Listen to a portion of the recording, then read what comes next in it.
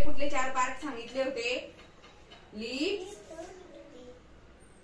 Chest, हा भाग आणि हा मागचा भाग। या 4 ठिकाणी कोणालाही टच करू द्यायचं नाही। हे काय झालं? बेड टच आहे। आणि गुड टच म्हणजे काय? कोणी पण आपल्याला जर आपण चांगले अभ्यास वगैरे केला असेल, छानपैकी मार्क्स आले, मग कोणीही आपल्याला असं छान म्हणतो ना, असं इथे हात लावला तर हे गुड टच आहे। इथे हात लावला गुड टच आहे। इथे हात लावला गुड टच आहे। कोणाला आपल्याला शाबासकी दिली तर ते गुड टच आहे।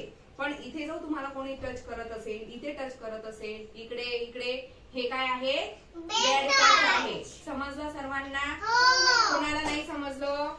विहान नाही समजलं? सर्वांना समजलं का? परत एकदा सांगते, गुड टच आणि बॅड टच दोघंही असतात। हे गुड टच आहे। हे कुठलं टच आहे सांगा?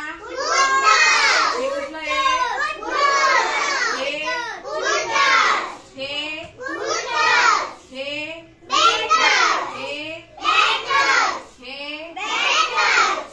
इकडे मागूया हे आलं सर्वांच्या लक्षात? ते तुम्हाला पटकन उचलून घेता, शेजारचे काका असतील किंवा तुम्ही कुठे खेळायला गेले तिथे तुम्हाला कोणी जवळ घेतं, मग तुम्हाला छान वाटतं का? जर तुम्हाला त्यांनी प्रेमाने जवळ घेतलं तर ते छानच असतं। पण जर त्यांनी तुम्हाला जवळ घेताना तुमच्या इथे हात लावला, इथे हात लावला, इथे हात लावला, तर तुम्ही त्यांना लगेच दूर ढकलायचं।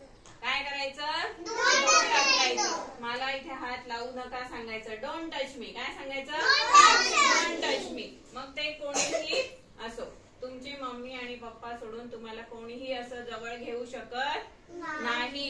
इतक्या जवळ किंवा अशा पार्ट्सला हात लावलेला कोणी असेल तर लगेच तुम्ही घरी जाऊन नाव सांगायचं। परत त्या माणसांजवळ, परत त्या व्यक्तींजवळ जायचं नाही। स्कूल मध्ये पण तुम्हाला जर कोणी असा त्रास दिला, तुम्ही लगेच घरी जाऊन सांगायचं। शेजारी पाजारी कोणी त्रास दिला, लगेच घरी जाऊन सांगायचं। आणि याच्याने काय होणार आहे रे? तुम्हाला असं वाटेल का की मी हे घरी सांगितलं तर मम्मी मला ओरडेल, पप्पा मला ओरडतील? तर असं अजिबात होणार नाही। तुम्ही जर सांगितलं की मम्मी मला असं असं कोणीतरी त्रास देते, मला असं असं कोणीतरी हात लावते, तर तुमची मम्मी तुम्हाला ओरडणार नाही। मम्मी कोणाला जाऊन ओरडणार? त्यांना जाऊन ओरडणार। त्याच्यामुळे अशा गोष्टी लपवून ठेवायच्या नाही। जे काही असेल ते पटकन लगेच त्याच दिवशी घरी जाऊन सांगायचं। समजलं? आणि जर अशा गोष्टी स्कूलमध्ये झाल्या, लगेच जाऊन टीचरला सांगायचं।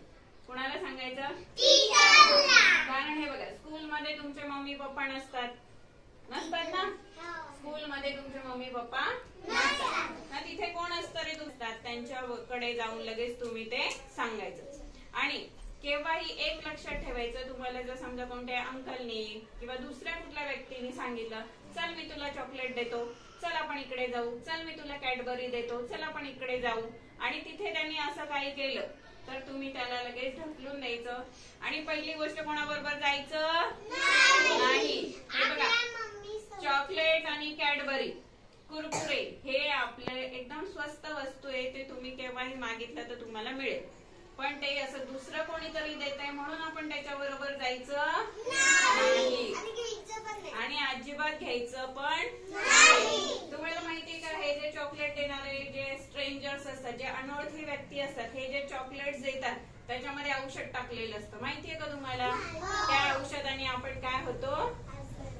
अनकॉन्शियस होतो, बेशुद्ध पडतो आपण। काय होतो आपण? बेशुद्ध पडतो। आणि बेशुद्ध पडल्यानंतर ते तुम्हाला काय करतील हे तुम्ही सांगू शकत नाही। त्याच्यामुळे कुठल्याही स्ट्रेंजर्स व्यक्तीकडनं, कुठल्याही अनोळखी व्यक्तीकडनं, ज्यांना तुम्ही ओळखत नाही, त्यांच्याकडनं काहीच घ्यायचं नाही। स्कूल मधून जाताना पण जर तुमच्या मम्मीनी सांगितलं यांच्या बरोबर ये, तरच जायचं। जर त्यांनी म्हटलं चल मी तुला घरी सोडतो, तर जायचं नाही। मग गर्ल्स असो नाहीतर बॉईज असो, बॉईजनी पण कोणाबरोबरच जायचं नाही, गर्ल्सनी पण कोणाबरोबरच जायचं